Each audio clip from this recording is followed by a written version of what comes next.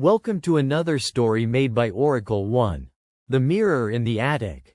Evelyn Harper was a woman who had always been drawn to the quiet charm of old houses. When she purchased the century-old Victorian home on Elm Street, it was with visions of restoring it to its former glory. The sun fell soft on the creaky wooden floors, dust motes danced in the shafts of late afternoon light, and the scent of aged pine and worn wallpaper settled deep into her senses. Despite the peeling paint and the groans of the old house, a strange comfort had wrapped itself around her heart. It was hers now. But the attic was something else entirely. Evelyn had barely ventured up the narrow staircase beyond the dusty storage boxes and spider-webbed corners when she found the mirror. It was a tall, ornate piece with an intricately carved frame, disturbingly dark wood that seemed more like twisted branches than anything carved by human hand. The mirror was propped against the slanted wall, partly hidden beneath a musty, moth-eaten quilt. Its surface was grimy, reflective, yet there was an unsettling depth to the glass that made Evelyn's breath hitch the moment she brushed her finger across its cold surface. The first time she looked into the mirror, she saw her own reflection, tired but hopeful. But then, faintly, the image shifted, and the reflection behind her began to change. The house, as shown in the mirror, looked identical in layout, but an extra figure appeared in every room. At first, it was merely a shadow, a dark blur just at the edge of her vision. When she blinked, it was gone. She chalked it up to exhaustion and overactive imagination. But the next day, curiosity got the better of her. She moved from room to room, mirror in hand, and peered closely at the reflection, willing herself to see what was hidden behind her in reality. There they were, the extra people. A man stood silently in the kitchen with a sharp suit and a face that twisted badly, like a reflection in a storm-darkened lake. In the dining room, a little girl with empty eye sockets sat at the head of the table, as if waiting for dinner to be served. The figure in the master bedroom was a woman, her skin pale as death and wet with streaks of shuddered tears. Evelyn's heart pounded fiercely in her chest. Her mind tried to grasp the impossible. Who were these people? Why were they there? And most importantly, why could only she see them through the mirror? The sense of dread creeped over her skin like icy fingers, but something gnawed at her curiosity stronger than fear, pulling her back into the attic night after night to stare deeper into the mirror's depths. One dusk, Evelyn gathered her courage and stepped into the kitchen while closely watching the mirror's image. The man was still there, motionless, watching. She slowly raised her hand, tracing the air between them. The room flickered briefly, the temperature dropping sharply, and for a split second, the man's eyes glinted red before the vision vanished. She stumbled back as a piercing cold ran down her spine. That night, sleep eluded her. The house's old clock ticked unevenly, shadows seemed to stretch and coil within every corner of her mind. The mirror sat untouched in the attic, though its eerie presence weighed heavily on her soul like a stone dragging to the bottom of a dark well. She needed answers. 2 days later, armed with a flashlight and a notebook, Evelyn began researching the house's history. The town library was steeped in the dust of forgotten memories, but as she combed through archived newspapers and old property records, a chilling narrative emerged. The house had belonged to the Cartwright family in the early 1900s. The father, Jonathan Cartwright, was a reclusive man, known for his temper and rumored to practice dark occult rituals in the attic, the same very room where Evelyn had discovered the mirror. His wife, Margaret, and their 2 children had vanished abruptly one bitter winter night. The official report cited an accidental fire that supposedly destroyed the house, but after cross-referencing maps and news articles, Evelyn realized the fire had never reached the attic. The fire had consumed the living quarters, sparing the uppermost floor where the mirror was later found.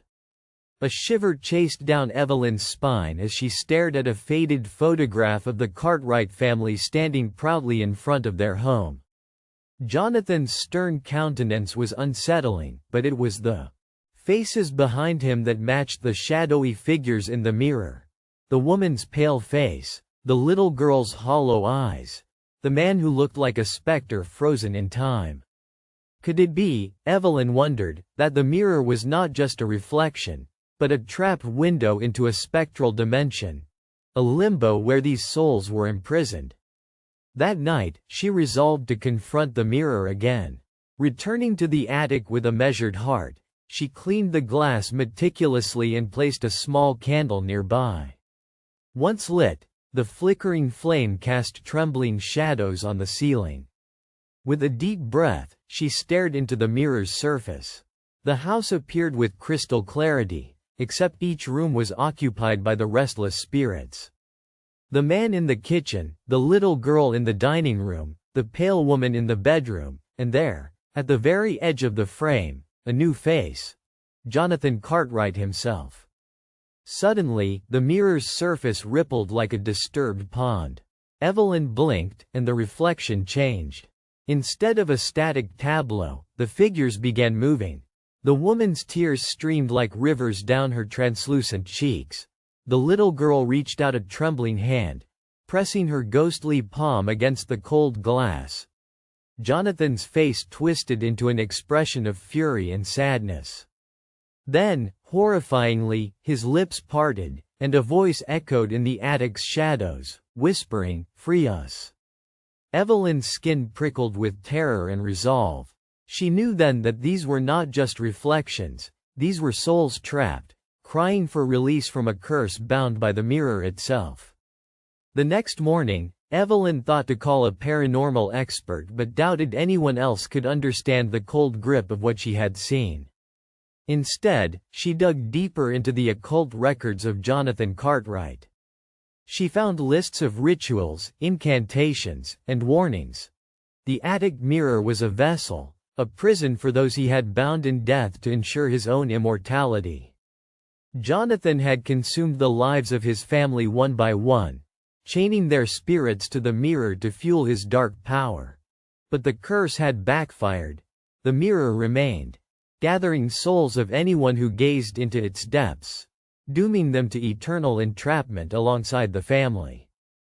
Terrified yet unwilling to leave the innocent souls imprisoned, Evelyn decided to attempt the ritual that might break the curse.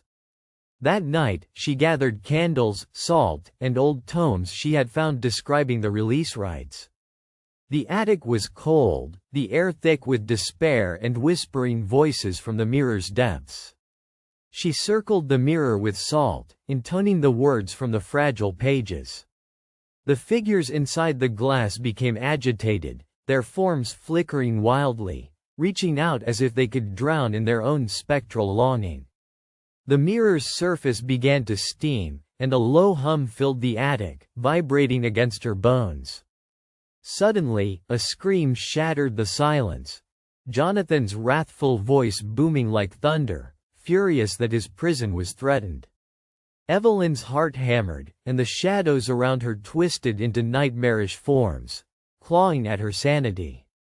She pressed on, her voice steady despite her terror. After what felt like hours, the hum faded, replaced by a mournful silence. The mirror's glass cracked violently, splinters spider webbing across the surface until the glass fractured and fell away, revealing a chasm of void beneath.